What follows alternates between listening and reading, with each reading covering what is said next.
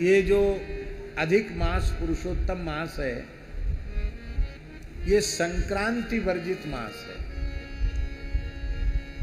12 संक्रांतियां होती हैं। मेष, वृष, मिथुन, कर्क, सिंह, कन्या, तुला, वृश्चिक, धनु, मकर, कुंभ, मीन। 12 संक्रांतियां होती हैं। इसमें कोई संक्रांति है? नहीं है। तो संक्रांति वर्जित होने के कारण ये विवाह आदि कृत्यों के लिए वर्जित है। तो ये बनाया ही क्यों? थोड़ा थोड़ा इकट्ठा करके, छांट छांट करके, समय को बढ़ा करके 1 महीने का समय बनाया। किस लिए बनाया? क्योंकि हिरण्यकशिपु ने ब्रह्मा जी से वरदान मांग लिया था कि आपके बनाए हुए 12 महीनों में से किसी भी महीने में मेरी मृत्यु न हो। तो ठाकुर जी ने कहा हम 13वां महीना भी बना सकते हैं। तो 2.5-3 साल में अधिक मास आता है। तो थोड़ा थोड़ा समय सबका काट छांट करके 1 महीने का समय निकाल दिया जाता है, वो पुरुषोत्तम मास हो जाता है। तो वो वैशाख अधिक था। सबसे पहले जो पुरुषोत्तम मास आया वो वैशाख मास आया, अधिक मास। और भगवान नृसिंह ने हिरण्यकशिपु का वध किया, प्रहलाद जी की रक्षा की।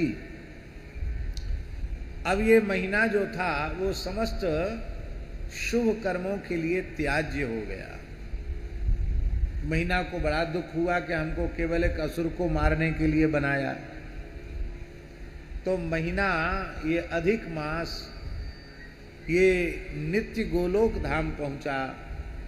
भगवान से बोला कि मैं आपकी शरण में हूं, मेरा अपराध तो बताओ, मेरा क्या अपराध है कि जो मुझे सब कामों से पृथक कर दिया गया, इसमें कोई शुभ काम न करे। तो जो वस्तु किसी के काम में ना आवे उसका तो बनना ही व्यर्थ है, उसका होना ही व्यर्थ है। आपने हमको बनाया क्यों? मैं आपकी शरण में हूं, मेरा उद्धार कीजिए। प्रत्येक महीने के स्वामी सूर्य हैं, क्योंकि सूर्य की संक्रांति होती है। भगवान ने कहा हम सूर्य के भी सूर्य हैं। 12 महीनों के स्वामी सूर्य और पुरुषोत्तम मास का स्वामी में लीला पुरुषोत्तम श्री कृष्ण स्वयं हूं। इसलिए आज से यह पुरुषोत्तम मास कार्तिक मास से, मार्गशीर्ष मास से, वैशाख मास से, माघ मास से 4 महीना, ये चारों महीनों की महिमा है। इनमें जो कुछ सत्कर्म किया जाता है उससे हजारों गुना अधिक पुण्य केवल पुरुषोत्तम मास में करने से हो जाए। एक वाक्य बहुत प्रसिद्ध है, आप लोगों को भी याद होगा, अधिकस्याधिकम फलम। क्या? अधिकस्याधिकम फलम, बोले अधिक का अधिक होता है। अब लोगों में प्रचलन में हो गई बात। हम आपसे पूछते हैं कि इस अधिकस्याधिकम फलम को आप दाल बनाते समय लगाओगे कि इसमें थोड़ा नमक और ज़्यादा डाल दें, क्योंकि अधिकस्याधिकम फलम, तो 1 घूंट दाल पीने लायक रह जाएगी। सब्जी में मिर्चा नमक ज़्यादा डाल दो, अधिकस्याधिकम फलम, तो खाने लायक नहीं रह जाएगा। खीर भी 1 सेर बनी है और 5 सेर शक्कर डाल दो कि अधिकस्याधिकम फलम, तो वो ज़्यादा मीठा डालने पर खीर भी खाने योग्य नहीं रह जाएगी। तो संसार में ऐसी कौन सी जगह जिसे अधिकस्याधिकम फलम? केवल और केवल भजन ऐसा है जिसके बारे में ये सूत्र घटित होता है, अधिकस्याधिकम फलम। इसलिए इस पुरुषोत्तम मास में यहां तक लिखा है कि आप जिस गांव में रहते हैं उस गांव की नित्य परिक्रमा करें। और तीर्थ की परिक्रमा का अवसर मिल जाए तो क्या कहना है। हम वृंदावन से जड़खोर गोधाम आ रहे थे, तो इधर डीग से लेकर के और खो गांव तक, इतनी भयंकर धूप में बिना छाता के हजारों की संख्या में ब्रजवासी जो 84 की परिक्रमा कर रहे, हमारे मन में तो आ रहा था कि हम तो गाड़ी में बैठ के घूम रहे हैं, सच्चे साधु तो ये हैं, धन्य है इनकी श्रद्धा। और प्रायः ब्रज में कोई ऐसा गांव नहीं रहता अधिक में जो डंडौती न कर ले, परिक्रमा न कर ले, कुछ न कुछ विशेष भजन साधन न कर ले। ये कितने सौभाग्य की बात है।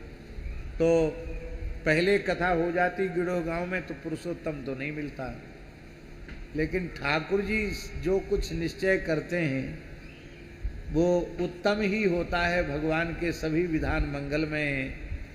अब इस एक कथा का पुण्य हजारों कथाओं के बराबर हो गया। और हमें तो सच्ची बात है, ब्रज के गांव में बैठने में बड़ा सुख मिलता है। मेहराने गांव में कथा हुई, मेहरानो है ना, पास में ही है। तो मेहराने गांव में कथा भई, गोरीलाल कुंज वाले महाराज जी भी पूरे समय थे।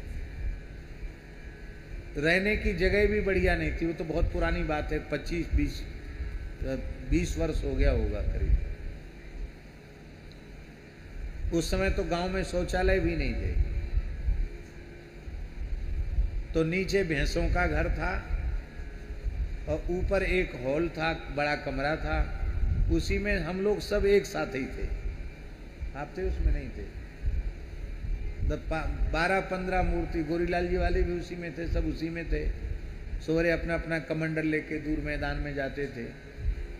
किसी के ट्यूबवेल पे जाके नहाते, फिर प्रेम से कथा होती। खूब प्रेम से कथा हुई, बहुत बढ़िया। यहाँ तो बहुत अच्छी व्यवस्था है, वहाँ तो कुछ था ही नहीं। हाँ, व्यवस्था के नाम पर। और खूब खूब आनंद रहा महाराज।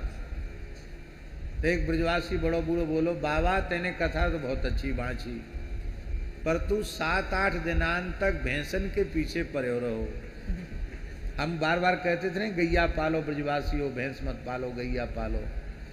एक बड़ो बूढ़ो ब्रजवासी बोलो, बाबा तेरी कथा तो बहुत अच्छी रही, बहुत बढ़िया तेने कथा बाँची, पर तू भैंसन के पीछे पड़े रहो। बाबा कहा बतावे, हम लोग भैंसन को दूध बेच बेच के ही अपनो काम चलावे अपने घर को, ऐसा।